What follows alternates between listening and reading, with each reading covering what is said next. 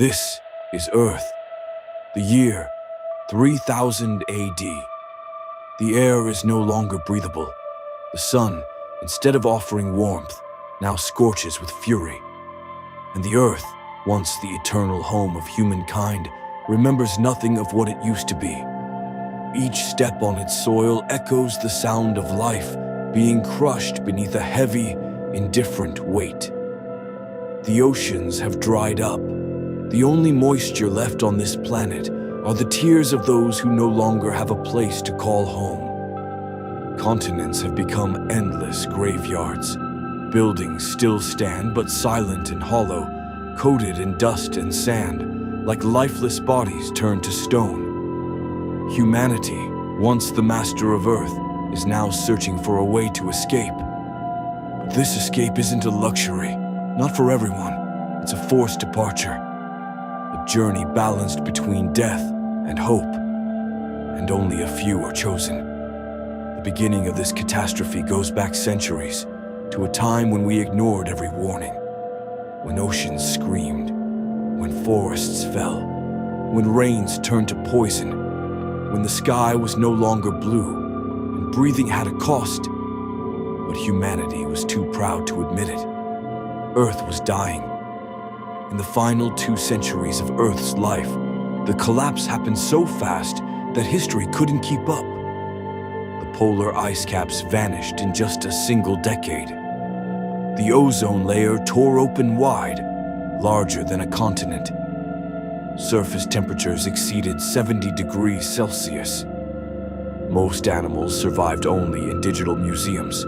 Major cities, Tokyo, New York, Paris, Cairo, Tehran, Shanghai, were buried beneath layers of sand, toxic gas, and cracked concrete. The global population, once 12 billion at its peak, shrank to just 1 billion in less than 100 years. Not by war, but by something quieter, more insidious: the slow extinction of resources. By the year 2700, there was nothing left to eat, drink, or breathe. Humans lived in artificial habitats, underground facilities with filtered air, tightly controlled water, and synthetic light.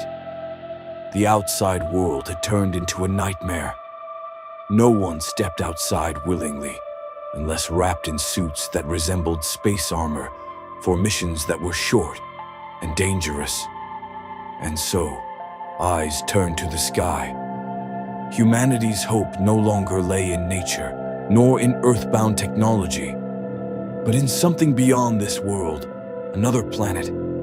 That's when the Fuchs Arc Project U was born. At first, it was just an idea, but with the rise of nuclear fusion, bioprinting, and suspended animation systems, a dream once labeled as science fiction turned into a serious, urgent goal. A fleet of ships was designed, massive, self-sustaining, built for a one-way voyage, one that would last nearly 150 years. The destination, a rocky planet, 22 light-years away, a place with a tolerable atmosphere. Its name, Glee. But the challenge wasn't just technical. The real question was, who gets to go?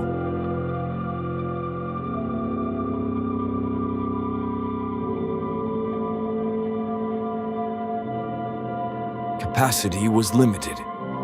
From millions of applicants, only a few 100,000 were chosen. The selection process was based on genetics, scientific expertise, physical capability, and of course, wealth. Only the truly rich, or those deemed biologically valuable, earned a seat aboard. And those left behind, there was no plan for them. Then came the day of launch, and Earth witnessed the departure of the final generation of humankind. The deathly silence of the deserts was broken by the roar of plasma engines. A thick cloud of dust rose beneath the fleet, darkening the sun itself. Millions across the planet looked to the sky. Some prayed, some screamed, some wept, but all of them knew This was the end. There would be no return.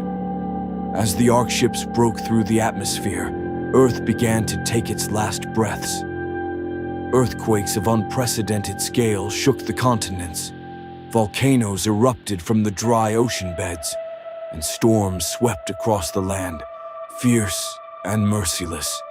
It was as if the Earth itself knew that no one was coming to save it. And in its final moments, it unleashed its wrath on what remained of its dying shell.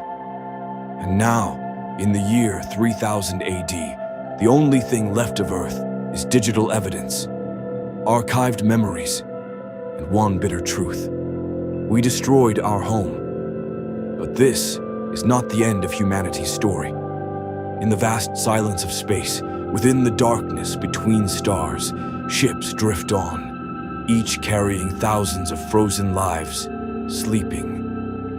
Unaware of what they've left behind and what lies ahead, they travel toward an unknown planet, perhaps toward life, perhaps toward death. But one thing is certain: the human story will be rewritten. Not on Earth, but at the farthest edge of existence,